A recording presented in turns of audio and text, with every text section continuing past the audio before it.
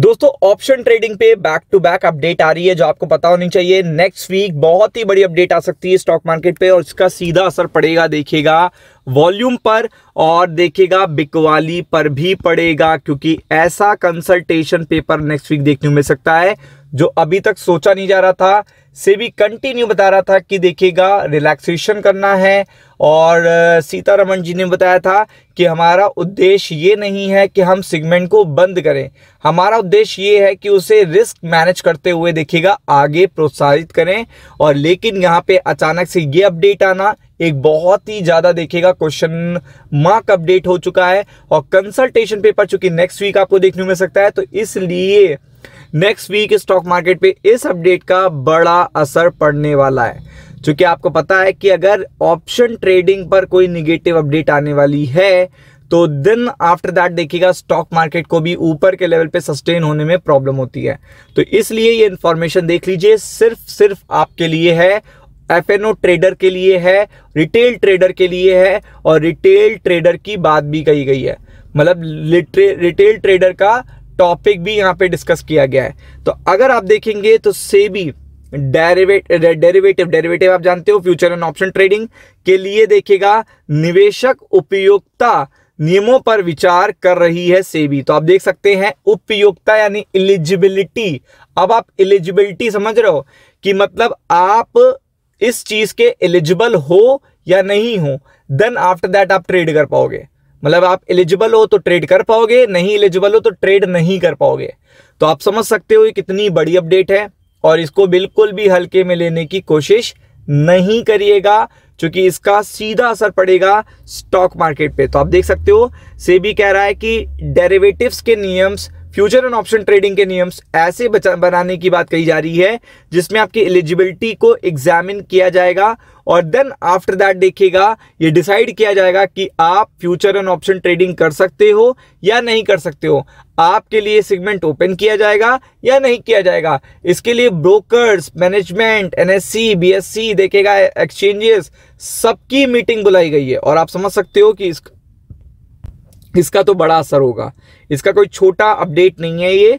तो आप देख सकते हो सेबी फ्यूचर एंड ऑप्शन तक किसी पहुंच मिल सकती है या निर्धारित करने के लिए डायरेक्ट और इनडायरेक्ट दोनों तरीकों से देखिएगा चीजों को लाने की कोशिश कर रहा है और इसका एग्जामिन कर रहा है, यानी कि आप तक फ्यूचर एंड ऑप्शन ट्रेडिंग पहुंच सकती है या नहीं पहुंच सकती, आप कर सकते हो या नहीं कर सकते हो। ये आपका क्राइटेरिया चेक किया जाएगा। आपने पास्ट 1 ईयर में, 2 ईयर में, 3 साल में, 2 साल में जो ट्रेडिंग करी होगा उसका भी डेटा देखा जाएगा। आपकी इक्विटी होल्डिंग्स को भी देखा जा सकता है, आपके रिस्क मैनेजमेंट को भी देखा सकता है, आपके रिटर्न मैनेजमेंट को भी देखा जा सकता है कि आपने पहले 6 महीने पहले में क्या किया या 1 साल में क्या किया, या अगर आप पहली बार ही फ्यूचर एंड ऑप्शन ट्रेडिंग में आ रहे हो तो भी आपको देखिएगा पूरा फुल एग्जामिन करके ऐसा नियम आ सकता है जिसमें ये डायरेक्टली और इनडायरेक्टली आप आ सकते हो डेरिवेटिव ट्रेडिंग या नहीं आ सकते हो, ये डिसाइड किया जाएगा। तो आप देख सकते हो बाजार देखिएगा जो सेबी है वो आपको पता है सारे रूल्स एंड रेगुलेशंस लाता है।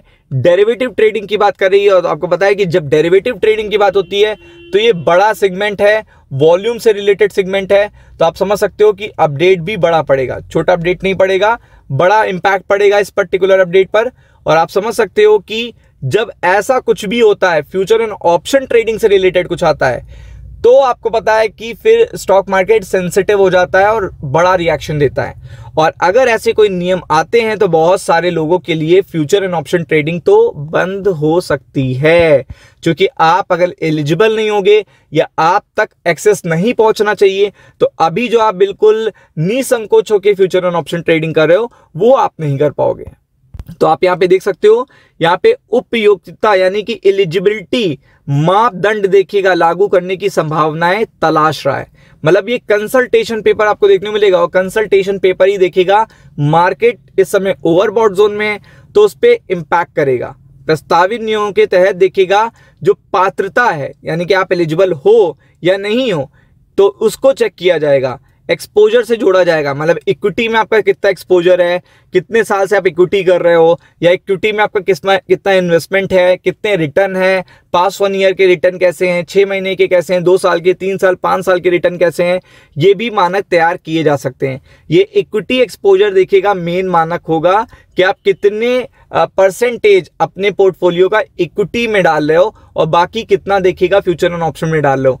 तो ये सारे देखिएगा इंडिकेटर्स हो सकते हैं, ये सारे एलिजिबिलिटी क्राइटेरिया हो सकते हैं, टूल्स हो सकते हैं जिसपे देखिएगा सेबी कंसल्टेशन पेपर ला सकता है।